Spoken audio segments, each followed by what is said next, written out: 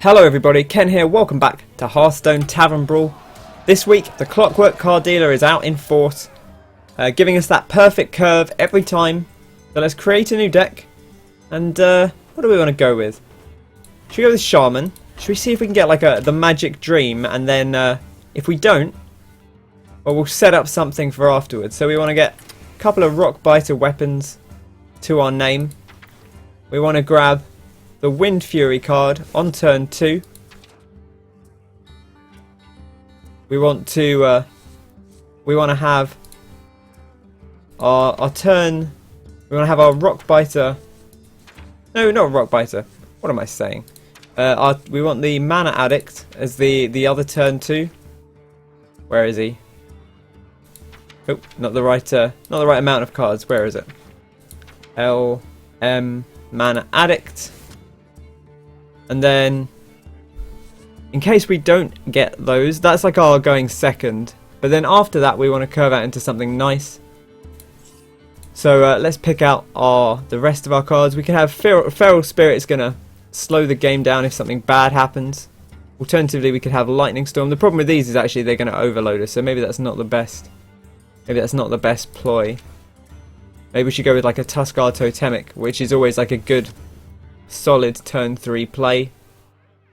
Into turn 4.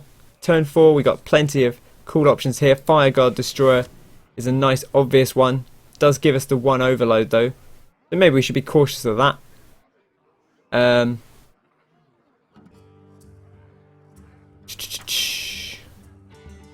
to think what else would be a good solid shout if that wasn't the way we were going to go.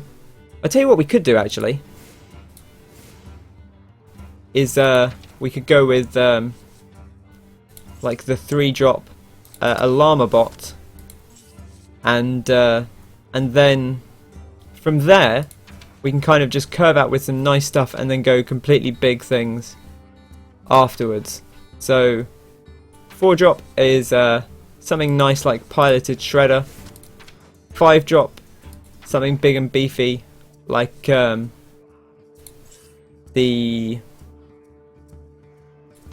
maybe like the Sludge Belcher that was going to protect us. We get up to 6, and it's 6. What do we have? We got things like the Mist Caller. Fire Elemental is obviously like an incredible 6-drop, so that seems like a good solid shout. Doctor 7, of course, has to be our pick on 7. And then after that, well, it can be really kind of all the big bad boys. There's no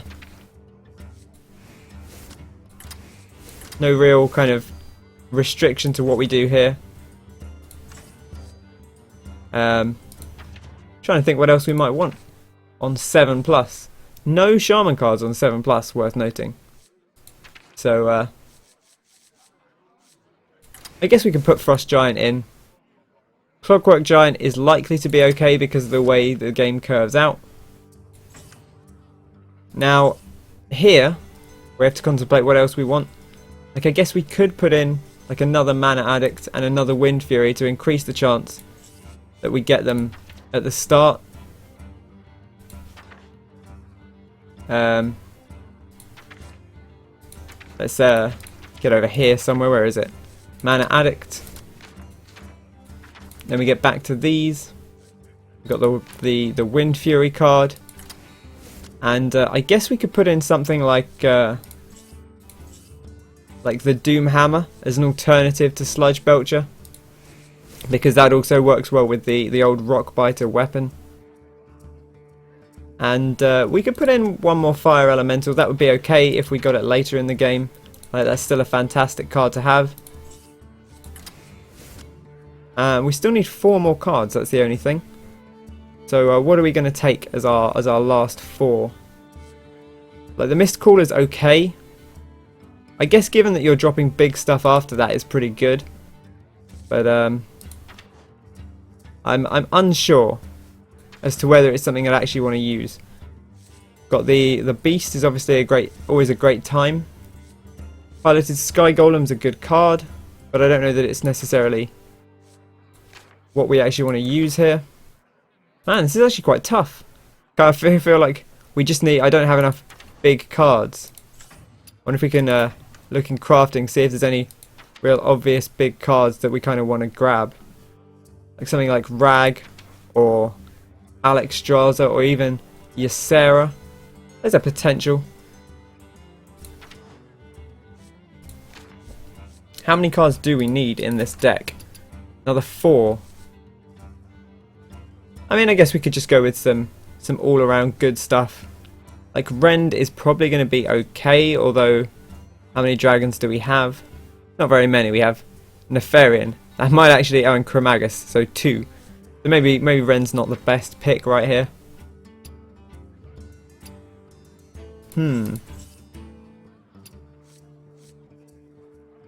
It's tough actually. It's quite tough when you're... I guess we could put Thorisan in. He's always a good solid pick. And other than that... do we want to put another Doomhammer in? Like 2 Doomhammers feels like overload just because what are you going to do with all that Doomhammer? All that Doomhammer inside that trunk. I'm going to get you Doomhammered. We could put in Fire Guard Destroyer. We can put in some of these. The only thing here is it's going to be more likely that we draw something that's less useful to us. But I think here we get another piloted shredder, and then we maybe get like a Senjin Shieldmaster. Definitely, if you have a few more big cards, this is going to benefit you there. I'm still a little behind on those big drops. We did pull the Beast out of a pack last episode, but he's not really high enough for this. You need something bigger and beefier. It's a really cool idea though. That like the concept we saw last time that was really interesting with the that we're kind of looking into with the Llama bot on turn 3 is a lot of fun. Okay, we're okay with having a Mana Addict in our hand, I think. We're not going second, so the Mana Addict isn't necessarily going to be the dream here. Do we want to keep the Senjin? Maybe we do. Just because it gives us fairly solid options. Really, we do want to be going second with this hand. That's the only problem here. Because of the way the Mana Addict is going to work.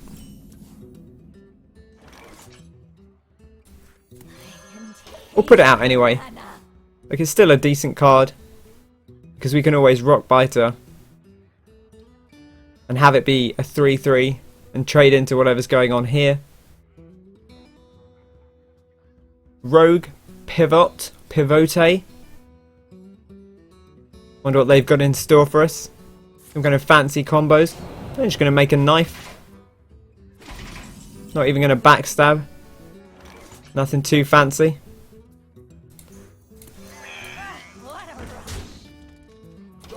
Get a Llama bot here. The only problem here is none of these are really that good to a Llama bot.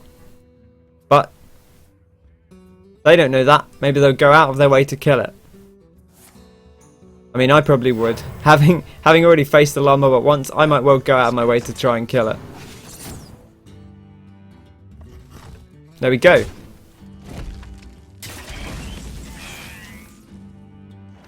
I feel pretty good about that. And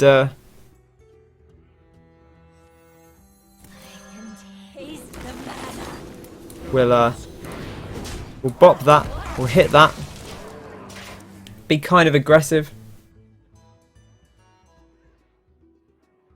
We got some good potential 5-drops coming up. This is a more interesting game because it's not just been like a super one-turn combo. It's quite fun to see a lot of those, especially the weird ones people are coming up with. But you know, at the same time, I quite like to see how this game goes on a more standard basis. And it's been pretty fun to see so far. Gonna hit us. No, deciding to keep that dagger for later. Interesting. Well, I guess we'll take out the old shredder with it. Although that does deal us a lot of damage. So maybe we'll hit the shredder once. Trade one of these mana fools in. Ooh, that's quite scary.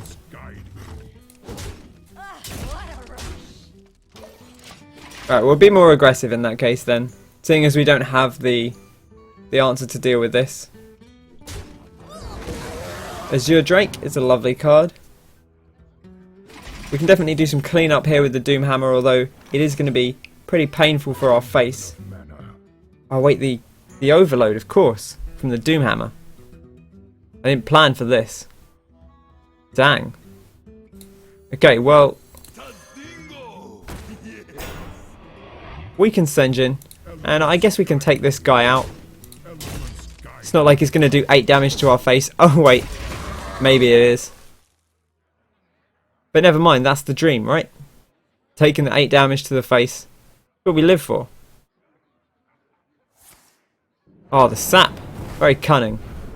This drop out, this totem golem drop has been devastating out of the piloted shredder. Oh gosh, that's a lot of attacks. Oh, crikey. Wow. And just like that, it's all over. Well, we always knew that was going to be a risk going first. This deck's definitely kind of banks on going second with its weirdness. It's a slightly tricksy start. Really relies on us being the... It relies on us getting the perfect draw first of all, and also going second. So maybe we should go for a more solid start, a more reliable start than the one we've gone with. Razor King. Gotta love that Razor gear. You know, I've got some Razor gear going on here as well, so I can appreciate that. Right, we are going second, but let's get rid of these because we can always get them later.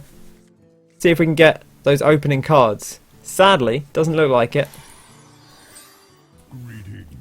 Although we got potential to, well, we're not going to get quite the dream opening, sadly.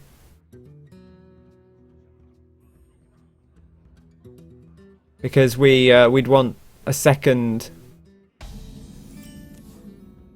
rock biter, but that's okay. I think I greeted them twice, but it's the Razor King. You've got to be polite. The monarch of computer peripherals and gaming accessories. Bow down before them. And they're mighty, if occasionally unreliable products. I do like the Razor products, but they sometimes have a way of being a little bit unreliable, for sure. Okay, interesting. Kind of scary.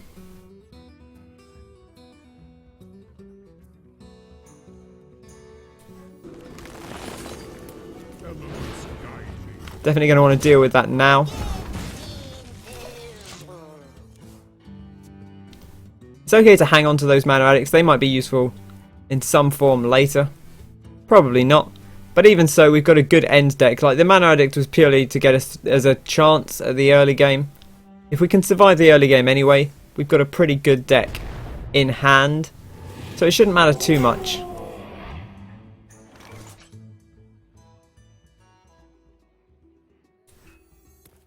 Senjin's the obvious answer here because it deals with both of those things without too much trouble. Obviously they're going to be overloaded here, which, as we learned last time, can be quite an issue. To the point where we're not necessarily going to want to play Doomhammer this turn unless we know that we've got something coming up the turn after. Oof. It's still pretty nasty.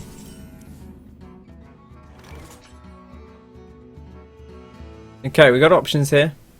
We could play the 2 Mana Addicts, which can't be dealt with, or we could just play the old Fireguard Destroyer, which next turn we'd only have 4 mana. But that's okay. I don't think we necessarily need to play the Sludge Belcher or the Doomhammer next turn. Got plenty of other options on our plate. So I think we're fine to have the Overload there. Okay, looks like they've had the same train of thought. They got a much better roll than we did too, which is a little bit unfortunate. But such is the way. Such is the RNG of Hearthstone.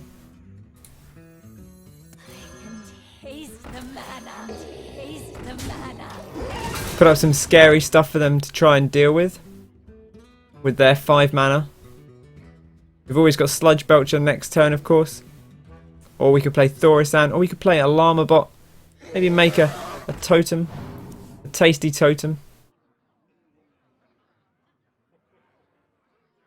Yeah, you see, they're scared of them.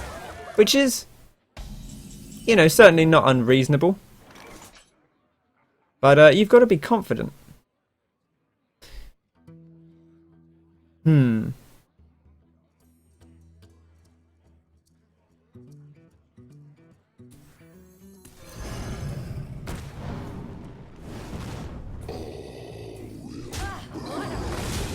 Okay, that's fine. This Mana Addict is still quite threatening, even though we don't actually have a lot of spells. The opponent doesn't necessarily know that, unless they're somehow watching this video from the past, when it was recorded. Which, given that it's probably going to go up tomorrow, is quite an impressive feat, to be honest.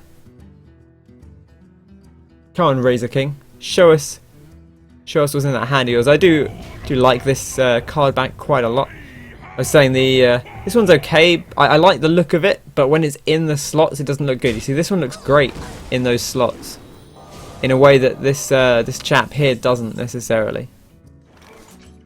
Dr. Boom's a nice, solid pickup for us. Seems like that's probably the draw. And we'll get rid of Thorisan. I think it's slightly more threatening than the Azure Drake in this situation. Next turn we could Sludge Belcher a Llama Bot, which is always a little bit scary.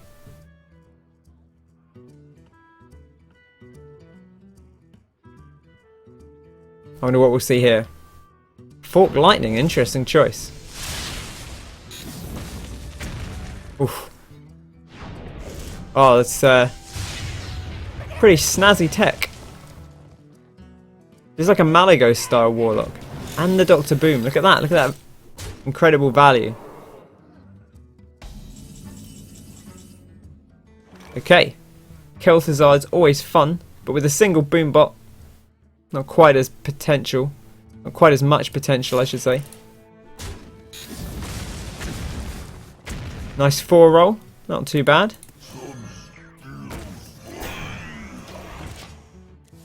This definitely can be dealt with what's on board. But he'll lose Dr. Boom if he does that. So we'll see. We'll see what choice Razor King makes. Maybe they've just got more spells. I mean, they seem to have a ton of spells. Oof. Okay, that's good. Although I'm sure there's probably still like Fork Lightnings and stuff in their hand. Worth noting, unless they had them in the starting hand, they're not going to have drawn them because they're like 1 and 2 mana cards. So it might be that they've gone through all their opening hand. Look at this. Oh, they did have a solution. It's a little bit sad. But such is the way sometimes.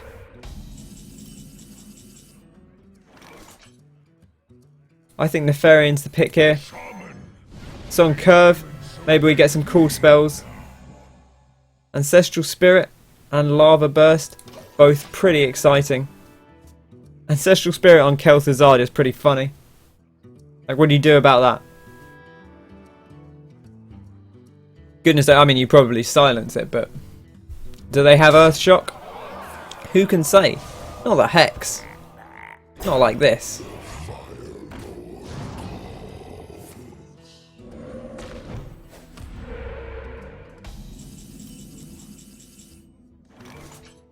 Okay, well, we play the Sea Giant, we play the Lava Burst,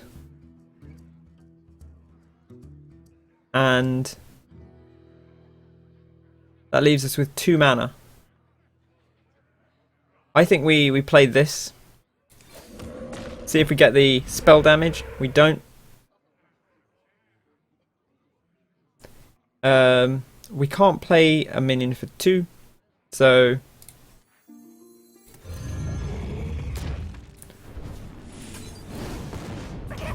we clear that out because it's the thing that keeps us alive. Although it barely keeps us alive. A Rock Biter would finish us off. We're now at 10 mana. So, unless they have a lot of 10 mana cards in the deck, or even then, I think on turn 11 it would draw an 11 mana card. So it's going to... There's no 11 mana cards, I don't think, in the game. So it's just going to look for something random. Another Hex. Scary. Spooky, scary skeletons. Oh, don't lava shock us. Oh, they had the crackle. Oh. Oh. Sad times. Do you want to roll one more? I feel like maybe this this opening is maybe not worth going all in for. Like we could have a better start than this, and have it work out quite nicely for us. With I think the Rock Bite is still a good thing to have, but the 2-drop should maybe be something a bit more exciting. Whether that's like Flame Tongue Totem. Maybe we go with like the Dust Devils. It's going to be an interesting one if we do that.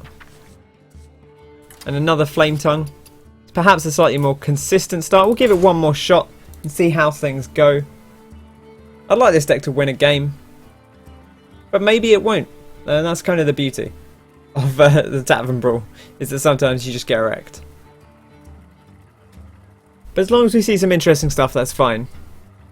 I always say this every week. Tavern Brawl is just about doing weird stuff, and we've definitely seen some weird stuff in these games. Man, I like reading people's names, but Anpuinbux, Anuapabunux. That's a real just mess of letters there. Like, I don't know where to start with that. Really don't know where to start with that at all. Dorisan is less good until the very, very late game. Greetings, friend.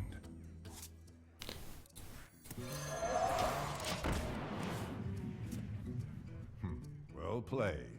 They'll probably have a solution. There you go, there's a solution.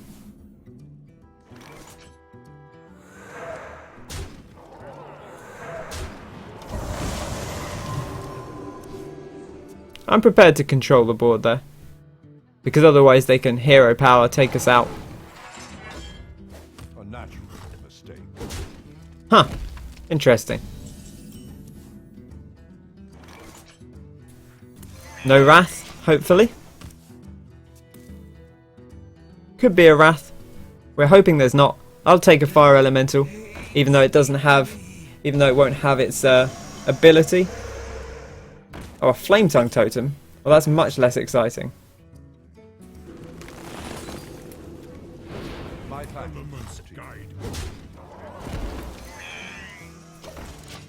Never mind, we're going to keep rolling with it anyway. Now we've got a 2 attack Alarma Bot. OP, OP. Will rise against you. What are you going to do? Any of these would be okay because the Flame Tongue Totems would buff each other. Where shall I strike? Oh, he's going to charge. Boo. Yeah, tech. Defensive tech. Gotta love it. I mean, it doesn't matter too much. The 3/5 would still have killed that 4/2. But if they choose to go face and take it out, then we're in good shape. If not, if they decide not to attack into it, we've got the Fire Elemental on turn 6, which is going to be real tasty for us.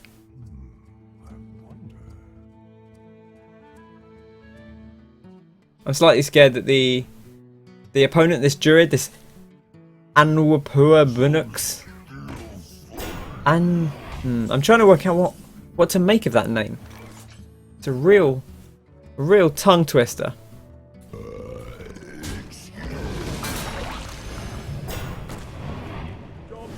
Bang. Will rise against you. Good stuff. We're in a great place now. Not the Starfire.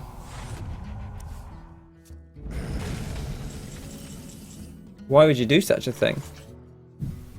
How do I favour... I think I favour keeping... No, in fact, I favour playing Dr. Boom.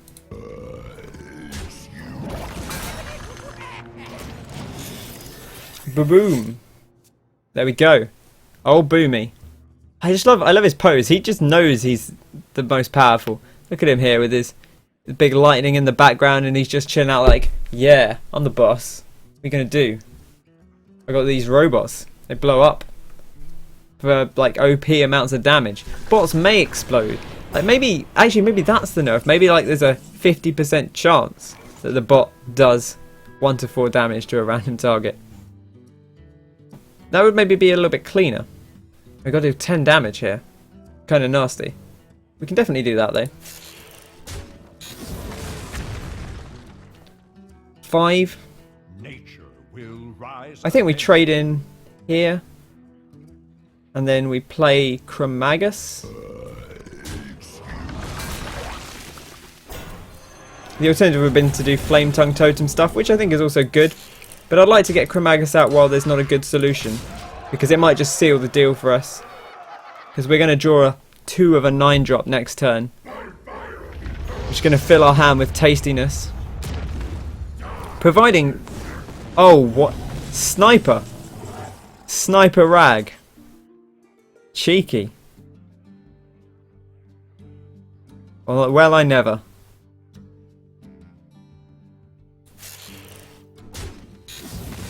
Three. No, it's not 3.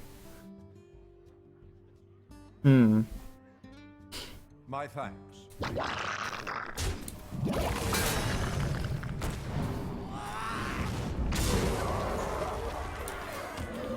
Well, we'll get up a thing. Maybe a taunt totem. No, it's a healing totem. Lovely. Well, that'll do. Sad. I'm so sad. Chromagus. I don't think I've ever had Chromagus go off for me. See, look at this. Look how good this looks.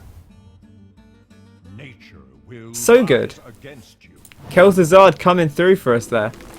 Mark of the Wild, though. Very nice. I can see. But it's not going to save him.